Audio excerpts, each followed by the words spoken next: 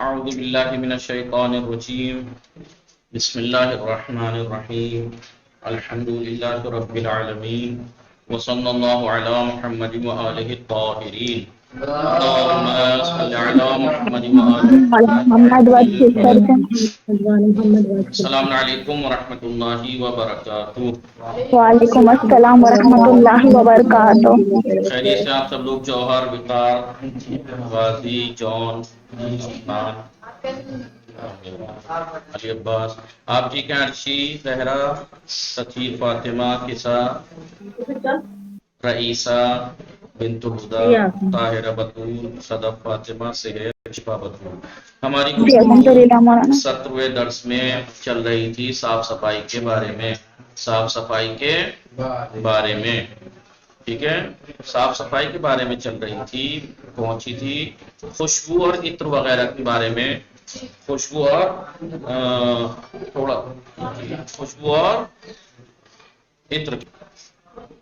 اب پہنچیے بات گھر اور اس کے اطراف کی صاف صفائی. ٹھیک ہے، گھر اور اس کے اطراف کی صاف صفائی کے بارے میں دین کیا کہتا ہے، اسلام کیا کہتا ہے، اس کے بارے میں یہاں گفتگو کا آغاز ہے. ٹھیک ہے. نمبر 7، اسلام نے جس طرح بدن اور لباس کی صفائی اور ستھرائی کی تاکید کی ہے، اسلام نے تاکید کی ہے نا بدن اور لباس کی صاف صفائی کی، اور اس کے لیے خاص آداب وضع کیے ہیں، وضع کیے نہیں بنائے ہیں، اس کے خاص آداب بنائے ہیں، قرار دیے ہیں.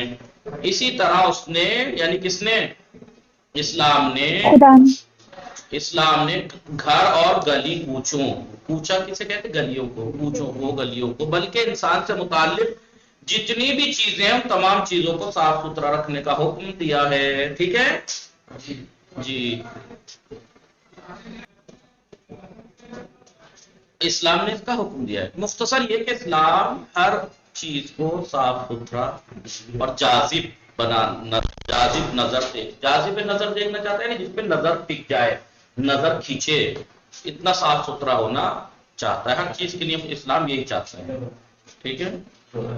مسلمان کو صرف اپنے اخلاق اور معنویات ہی نہیں بلکہ اپنی عادتیں، طور طریقے، نظافت، صاف صفائی، اپنا ظاہر کو خوشنما رکھنا، جی ٹپ ٹاپ میں رہنا جسے کہتے ہیں. بہت سے لوگ جو ہیں وہ مذاق اڑاتے ہیں کہ بھائی گھر میں کیوں کپڑے پہن کے بیٹھ گئے، مثلا تو کیا گھر میں کیا آدمی اچھا بن کے نہیں رہ سکتا؟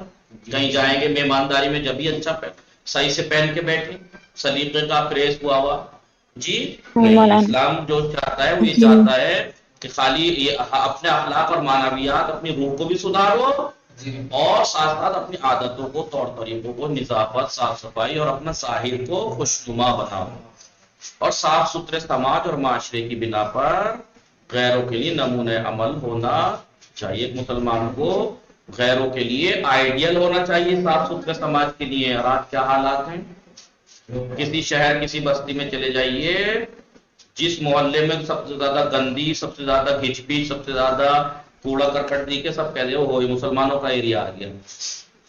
شرم کا مقام ہے یا نہیں؟ جی ایسا ہی ہے یا نہیں؟ جائیے جی پالنپور میں چلے جائیے، آپ سب جگہ گھومے، بہترین سٹی ہے، ذرا مسلمانی ایریا میں جانا، پتہ لگ جائے گا آپ کو، الگ ہی پتہ لگ جائے گا. اب بتائیے دنیا کتنے غیرت اور شرم کی بات ہے کہ ہم اپنے آپ کو تو برا کہلوائیں اور ہم یہ سبب بنے کہ دنیا ہمارے مذہب کو بھی برا کہے.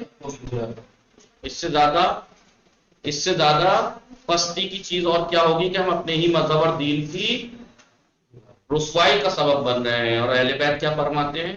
قولوا زینا لنا، اے ہمارے مومنو شیعو ہمارے لیے زینت کا سبب بنو، ولا شینا، اور ہمارے لیے شرمندگی کا سبب نہ بنو کہ تمہاری وجہ سے ہمیں بھی کہیں کہ ان کی کس کے چاہنے والے ہیں یہ. جی سمجھ میں آ رہا ہے نہیں؟ جی اب جائیے ہر جگہ مسلمانوں کے ایریے میں جائیے اور غیر مسلموں کے ایریے میں الگ ہی پتہ لگ جاتا ہے. جبکہ یہاں دین کیا کہہ رہا ہے؟ ہمارا اسلامی سماج اور معاشرہ دوسروں کے لیے آئیڈیل ہونا چاہیے. دیکھیے کتنی صاف، کتنا ستھرا، کتنا یہ، کتنا وہ. حالات دیکھیے ہمارے کیا ہیں. کس نے کیا یہ؟ ہم خود کر رہے ہیں نا. جو جتنی علاقہ گندا ہوتا ہے وہ سمجھ جاتے ہیں یہ مسلمانوں کا ہے. کیوں؟ کیونکہ ہم خود بھی گندے رہتے ہیں. دیکھو کیسے کیسے ہولیے میں ملیں گے آپ کو. انہیں یہی شعور نہیں ہے کہاں پہ کیا پہننا ہے. اسلام کہہ رہا ہے اچھے ٹیپ ٹاپ میں رہو. جانا ذرا یو پی کے علاقوں میں یا بہار کے آپ نے پورے ہندوستان میں جائیے گاؤں میں دھوتی سینڈو بنیان میں مجلس میں بیٹھ جاتے ہیں آ کے. لنگی اور بنیان میں سینڈو بنیان میں ہے ایسا یا نہیں؟ بتاؤ جوہر ہے ایسا یا نہیں؟ معلوم. آپ جائیے سینڈو بنیان. شرم نہیں آ رہی؟ تمہارے بچے شادی ہو گئی, تمہارے بچے بھی جوان ہو گئے, پوتا پوتے والی ہو گئے, اس کا مطلب یہ ہے کہ تم کچھ بھی پہن کے پہنچ جاؤ گے, بوڑھا کرو گے تو بھی.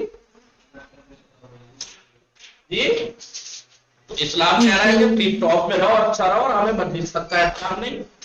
ٹھیک ہے, چلیے. لہذا اسلام کہہ رہا ہے کہ اسلامی سماج اور معاشرے کو دوسروں کے لیے صاف ستھرے کس بنا پر, صاف ستھرے سماج اور معاشرے کی بنا پر ہم مسلمان کو غیروں کے لیے نمونہ عمل آئیڈیل ہونا چاہیے. ٹھیک ہے, اور ہم کیا ہیں؟ گلی گھر کے سامنے کوڑا کٹ گلی میں پڑا, ہمیں کیا, اور اپنے آگے سے ہٹا کے دوسرے کے آگے کر دیں گے. یہ نہیں جو اٹھا کے بھائی تم بھی پھینک دو, ایک دوسرے پہ ٹالتے رہو. سڑتی رہے گی گلی, بلی مری پڑی ہے, کتا مرا پڑا ہے, مجال ہے کہ کوئی اٹھا کے ہمت کر لے, مجال ہے کوئی مسلمان کہہ لے کہ چلو لاؤ, کوئی نہ پھینک رہا میں ہی پھینک دوں, کوئی ہے؟ کوئی نہیں. کیوں؟ ہم اتنے لیچڑ ہو چکے ہیں مسلمان, اتنے ذلیل و رسوا پست ہو گئے ہیں, گندگی میں رہنے والے ہو گئے ہیں, انہیں کوئی شعور نہیں ہے. بس یہ ہے کہ یہ پھینکے وہ پھینکے, میں کیوں پھینکوں, میں کیوں کروں, میں کیوں کروں, وہ یہ. اسلام کہہ رہا ہے کہ بھائی اپنا ہی نہیں, اپنے گھر کو ہی نہیں, اپنی گلی کو نہیں, اپنے کوچوں کو بھی صاف ستھرا رکھو اور آئیڈیل بنو دوسروں کے لیے. جی, اور یہ تربیت گھر سے ملتی ہے نا. کون دیتا ہے تربیت؟ ماں کا سب سے زیادہ اثر ہوتا ہے نا تربیت میں, کیونکہ خدا نے ایسا اس کے اندر دیا. آپ دیکھیے, آپ گھر کے باہر ذرا جھاڑو لے کے نکل تو جائیے گھر کے باہر کو, آپ کی امی نہ روک دے, مطلب ہے وہ جانے وہاں سے ملتی ہے تربیت. دیکھ لیجیے, آپ لگا کے آپ کر کے دیکھ لیجیے اپنے گھر میں, نہ روک دیں آپ کو تو رہی بات. جی سمجھ ایسا ہی ہے یا نہیں؟ جی بتائیے پھر یہ کیسی تربیت؟ یہ ایک شیعہ اس لیے کہتے ہیں کہ علم دین سیکھو, اس لیے کہتے ہیں علم دین سیکھو. پہلے تو علم دین سیکھنے کے لیے سب کو واجب ہے پہلی بات تو. جی دوسرا جو ہے وہ لڑکیوں کے لیے پہلے یہ تھا کہ چلو ہماری تمنا رہ گئی, ہم پڑھنا چاہتے تھے, اب جا نہیں سکتے, اب گھر کی ذمہ داریاں یہ, اب تو گھر پہ بیٹھے بھی علم مل جاتا ہے. کتنی کوشش کرتے ہیں. اور پھر اس سے بھی بڑا ستم جب ہوگا کہ اگر آپ جب شادی ہو جائے, اللہ کرے اچھی جگہ ہو, نیک ہو, خوش ہو, اولاد ہو, پھر بھی اگر آپ اپنی اولاد کی تربیت میں جو دین سیکھا ہے وہ نہ سکھائیں, پھر بھی آپ وہی سکھائیں جو آپ کو کرنا ہے, جو آپ نے سیکھا ہے, کتنے افسوس کی بات ہوگی. آپ اگر آپ کا بیٹا باہر نکل کے, آپ لیڈیز ہیں باہر نہیں نکل سکتی, پردے کا مسئلہ ہے, تو بیٹا مرد گھر کا جھاڑو لے کے آپ گلی کو صاف نہیں کر سکتا, کیا ہو جائے گا؟ مگر آپ ہی سب سے پہلے روکیں گی. ہمیں کیا مطلب, ہٹو نہیں, تم پیچھے ہٹو, تم زیادہ آگے آگے بڑھتے ہو, تو شوہر پہ گرم ہو جائے گی بھائی, تلوار گر جائے گی. تم زیادہ آگے بڑھتے ہو, تمہیں کچھ نہ معلوم ہے, چلو اندر. یہ ہوتا ہے. میں وہی کہہ رہا ہوں جو ہے معاشرے میں. کبھی آپ کہیں کہ تکے پھیر رہے ہیں, جی کون کرتا ہے؟ مرد کرتی ہے کام, عورتیں کرتی ہیں. وہ شوہر, بیٹی ہوگی وہ ماں, کیا کہتے ہیں, بیٹی ہوگی تو اس کی ماں کرے گی یہ حرکتیں. خود کی شادی ہو جائے گی تو ہسبینڈ کو نچا دے گی اس مسئلے میں, ہر بات میں دب لے گی. ایسے بس باتوں میں نہیں دبے گی, اس میں تو دبا کے مانے گی شوہر.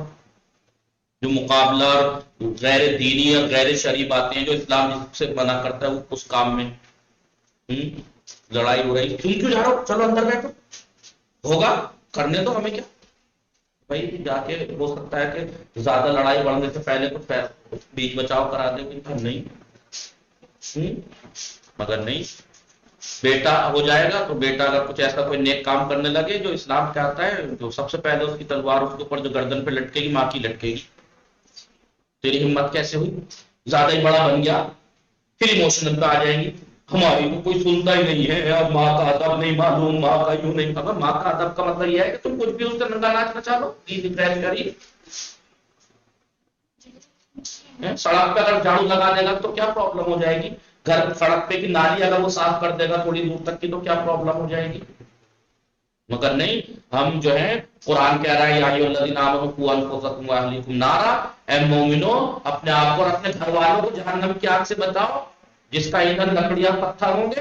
اور ہمارے گھر معاشرہ ایسا ہو گیا کہ اپنی ہی اولاد کو جہنم میں دھکیلنے کے لیے سارے کام ہو رہے ہیں. سگی اور ایسی کوئی ماں ہوگی بدبخت کہ جو اپنے اولاد کا برا چاہے؟ کوئی ہے؟ کون کہہ رہا نہیں ہے؟ جائیے ابھی اپنے معاشرے میں جائیے، دکھاؤ، اپنے گھر پہ جائیے دکھاؤ، جہنم میں دھکیلنے کو تیار ہیں اپنی ہی اولاد کو، مائیں. ہو رہا ہے نہیں؟ آپ کہہ رہے ہیں کہ نہیں ایسی کوئی ماں نہیں ہے، کیوں نہیں ہوتی؟ جا کے دیکھیے ہر معاشرے میں کوئی ایک آدمی ملے گی، ورنہ سب اپنی اولاد کو جہنم میں دھکیل رہی ہیں. اور قرآن کہہ رہا ہے کہ اپنے آپ کو اور اپنے گھر والوں کو جہنم سے بچائیے، جہنم کی آگ سے بچاؤ.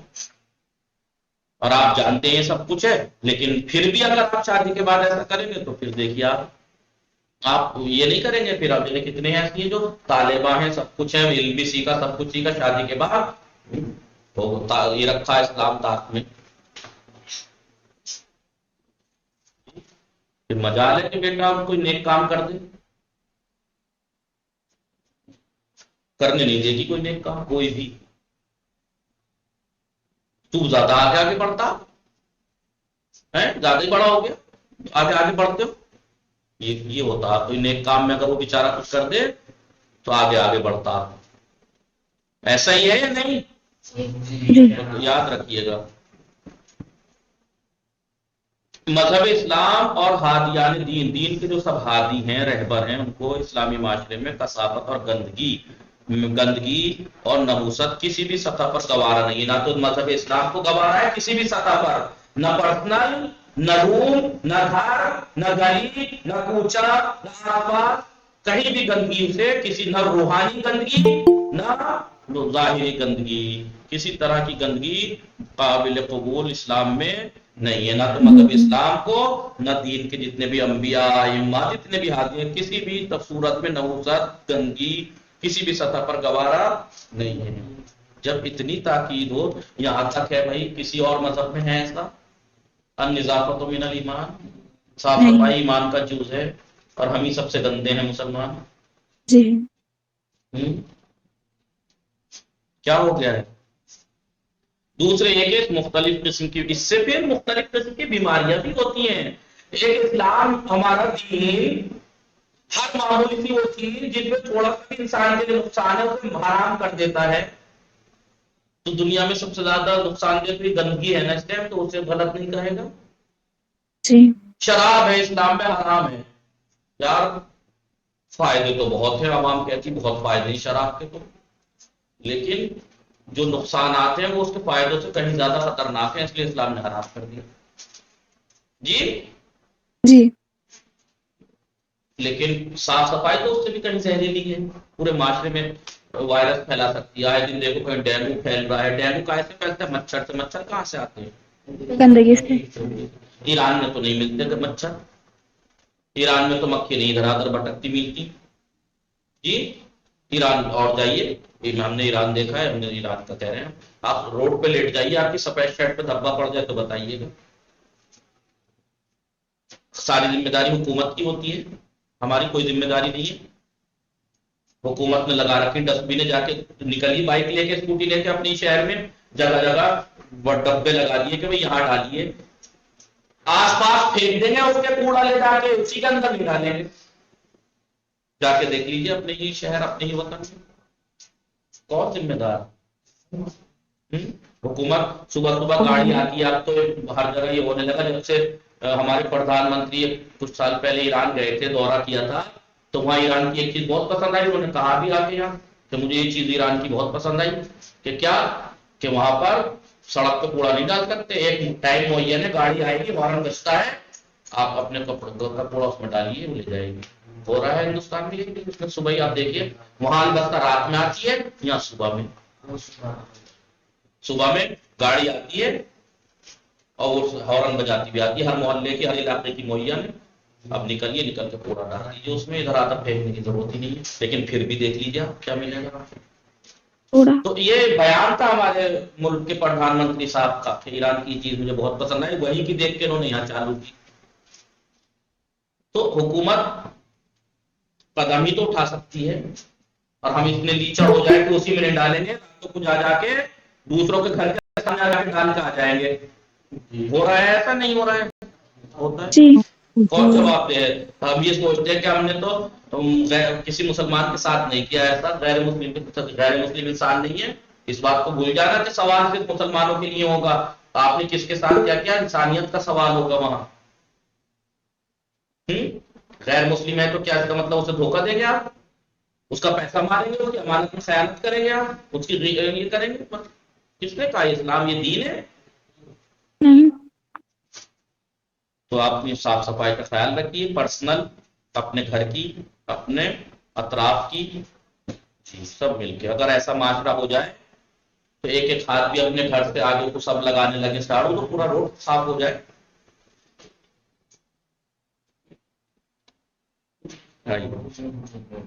کیونکہ بیماریاں پھیلتی ہیں، اس سے ڈینگو بھی، ملیریا بھی، اور نمونیا، کیا کیا بیماریاں اس سے پھیلتی ہیں، ایسی ایسی۔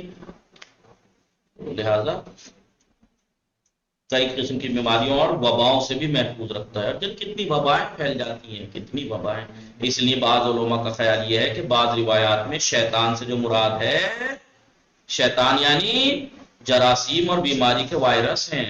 مثال کے طور پر پیغمبر اکرم صلی اللہ علیہ وآلہ وسلم کی حدیث ملاحظہ فرمائیں، لا يطولن احدكم شاربه فإن الشيطان يتخذه مخبأ يستتر به، پیچھے گزری ہے نا، اپنی مونچھوں کو، اپنی داڑھی کو، کیا کہا، اپنی مونچھوں کو یہ شیطان اس میں گھونسلہ بنا لیتا ہے، اس میں چھپا رہتا ہے۔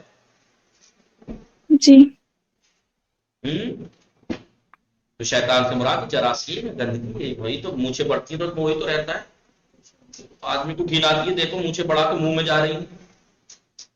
چنانچہ اگر ہم سب پیغمبر اکرم صلی اللہ علیہ وآلہ وسلم اور ائمہ طاہرین علیہ السلام کی ان تعلیمات پر باقاعدہ عمل کریں تو ہماری زندگی بالکل صاف و شفاف ہو جائے گی، اور ہمارا ماحول بھی ہر طرح کی آلودگی، گندگی، بیماری اور وبا سے محفوظ رہے گا۔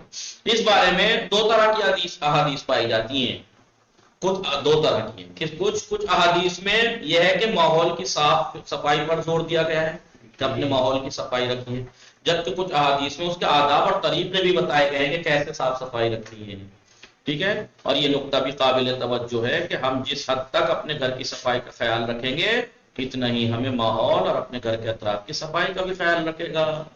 جی جسے گندگی تھوڑی سی دیر بھی برداشت نہ ہو تو پھر وہ ہر جگہ کو صاف رکھنا چاہے گا نہیں، جی کیونکہ گھر سے باہر کی صفائی کا دار و مدار بھی دراصل گھر کی صفائی پر ہے۔ آپ کا گھر کیسا رہتا ہے اس سے پتہ لگتا ہے، کیونکہ جو شخص اپنے گھر میں صاف ستھرا رکھنے کا عادی ہو وہ گھر سے باہر بھی صاف ستھرا رہنے کی کوشش کرتا ہے، اور گلی کوچے اور سڑکوں کو گندا کر کے دوسروں کے حقوق ضائع نہیں کرتا کہ گھر کی چیز اٹھا کے لوگ گندگی سڑک پہ ڈال دیا، ادھر کو ڈال دیا، تھوڑا سا ہاتھ بڑھا کے گلی میں دور کو ڈالی تاکہ ہمارا نام ہی نہ آئے،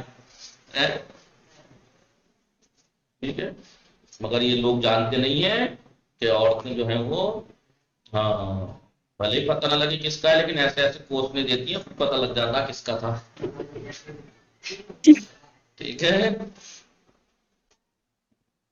امام محمد باقر علیہ السلام کا ارشاد ہے، کنز البیوت یونفی الفقر، کنز کہتے ہیں جھاڑو لگانے کو، ٹھیک ہے۔ گھروں میں جھاڑو لگانے سے فقر دور ہوتا ہے، غربت دور ہوتی ہے، فقیری، غربت، فقر، محتاجی دور ہوتی ہے۔ امام صادق علیہ السلام نے فرمایا، غسل الاناء، برتن کا دھونا، وکنز الفناء، اور فنا کہتے ہیں صحن کو آنگن میں جھاڑو لگانا، گھر میں جھاڑو لگانا، مجلبۃ للرزق، رزق کو کھینچتا ہے، کیا کرتا ہے؟ رزق کو کھینچتا ہے، رزق بڑھتا ہے۔ حدیث نبوی صلی اللہ علیہ وسلم میں ہے کہ لا تغفو من قیل اللحم، جی لا تو مت چھوڑو، مندیل کہتے ہیں رومال کو، اللہ گوشت، گوشت کے کپڑے کو، گوشت کے کپڑے کو گھر میں نہ چھوڑو، جو گوشت جس میں لپٹا ہوا تھا اسے، ٹھیک ہے، فی البیت فإنہ مربض الشیطان، اس لیے کہ وہ شیطان کا ٹھکانہ ہوتا ہے، ولا التراب خلف الباب، اور اسی طرح کوڑا کرکٹ دروازے گھر کے کے پیچھے نہ چھوڑو، پیچھے. بہت سے ہوتے ہیں نا پورا گھر صاف صفائی کر کے دروازے کے پیچھے جی نہ چھوڑو، کیونکہ وہ شیطان کی پناہ گاہ ہے، ہوتے ہیں نا جلدی جلدی جھاڑو لگائے پورے دروازے کے پیچھے یا باہر کو نکال کے تو وہیں کو. اسی طرح آپ سے یہ بھی نقل ہوا ہے پیغمبر سے، لا تبیت القمامۃ فی بیوتکم، رات کو تبیتو رات گزارنے کو کہتے ہیں، کوڑا رات میں گھر میں نہ رہنے دو، رات کو اپنے گھر میں کوڑا نہ رہنے دو. وَأَخْرِجُوهَا نَهَارًا، اسے کیا کریں، صبح ہی دوپہر میں. بلکہ دن میں ہی اسے باہر پھینک دو، فَإِنَّهَا مَقْعَدُ الشَّيْطَانِ، اس لیے کہ وہ شیطان کا مسکن ہوتا ہے کوڑا جہاں رکھتے ہیں. امیر المؤمنین علی علیہ السلام بیان فرماتے ہیں کہ پیغمبر اکرم صلی اللہ علیہ وسلم نے ارشاد فرمایا، یعنی ان حدیثوں کو توجہ کیجئے، ان حدیثوں کو غور کیجئے، اگر اس کو آپ دل سے آنکھوں سے بند کر کے دل سے سوچیں تو آپ کو سمجھ میں آئے گا کہ اسلام صاف صفائی پہ کتنا زور دے رہا ہے، کتنا زور دے رہا ہے. پھر بھی اگر ہم اتنا جاننے کے بعد جی پھر بھی ہم صاف صفائی کا خیال نہ رکھیں. آپ سے یہ بھی نقل ہوا ہے، بیت الشیاطین من بیتکم، جی تمہارے گھروں میں شیطان کا گھر بیت العنکبوت، مکڑی کے جالے ہیں. بزرگ کہتے تھے نا مکڑی کا جالا چھوڑ رکھا، نحوست ہے، یہ ہے وہ ہے، سمجھ میں نہ آتا تھا کیوں کہہ رہے ہیں بھائی بنا دیا. نہیں دیکھیے حدیث ہے یہ، جی تمہارے گھر میں شیطان کا گھر مکڑی کے مکڑیوں جالے کا ہیں جال تو یہ صاف رکھا کرو. آپ جب دیکھیے گا اپنے گھروں میں ادھر ادھر کہیں ہے تو نہیں، صاف کیجیے، صاف کیجیے، عہد کیجیے، یہیں سے عہد کر کے اٹھیے، آئندہ ہم ان چیزوں کا خیال رکھیں گے. مثلا آپ نے یہ بھی فرمایا نظفوا بیوتکم، نظفوا بیوتکم من حوک العنکبوت، اپنے گھروں کو مکڑی کے جالوں سے صاف رکھو. فإن ترکوا، اس لیے کہ فی البیت، اس کا چھوڑنا گھر میں، یعنی مکڑی کے جالے کا گھر میں چھوڑ دینے سے یورث الفقر، غربت پیدا ہوتی ہے، تنگ دستی پیدا ہوتی ہے. سمجھ میں آ رہا ہے؟ جی. جی آقا. امام جعفر صادق علیہ السلام نے فرمایا، نہا رسول اللہ، رسول خدا صلی اللہ علیہ وسلم نے منع فرمایا ہے. چھٹے امام کیا کہہ رہے ہیں کہ رسول خدا نے منع فرمایا ہے ان يدخل بیتا مظلما، کہ تاریک گھر میں انٹر ہو، الا بمصباح، مگر چراغ کے ساتھ انٹر ہو. تاریک گھر میں انٹر ہونے سے منع کیا ہے، آپ روشنی لے کے انٹر ہوئی. رسول خدا نے تاریک گھر میں چراغ لیے بغیر داخل ہونے سے منع فرمایا ہے.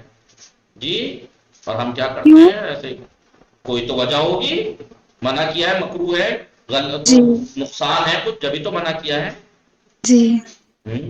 اندھیرے گھر میں نہیں انٹر ہونا چاہیے، روشنی لے کے روشنی کر کے داخل ہوں.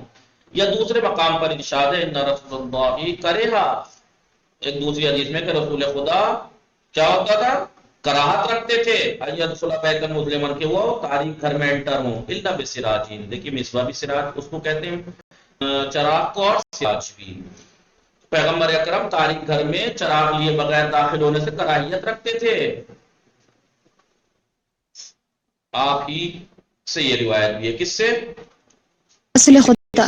نہیں، امام جعفر امام صادق سے جعفر چل رہی ہے یہ صادق. بات. السراج قبل مغیب الشمس ينفي الفقر، پیچھے آ چکی ہے یہ، ويزيد في الرزق، چراغ سورج غروب ہونے سے پہلے چراغ جلانا ينفي الفقر، تنگ دستی کو ختم کرتا ہے اور رزق میں اضافہ کرتا ہے.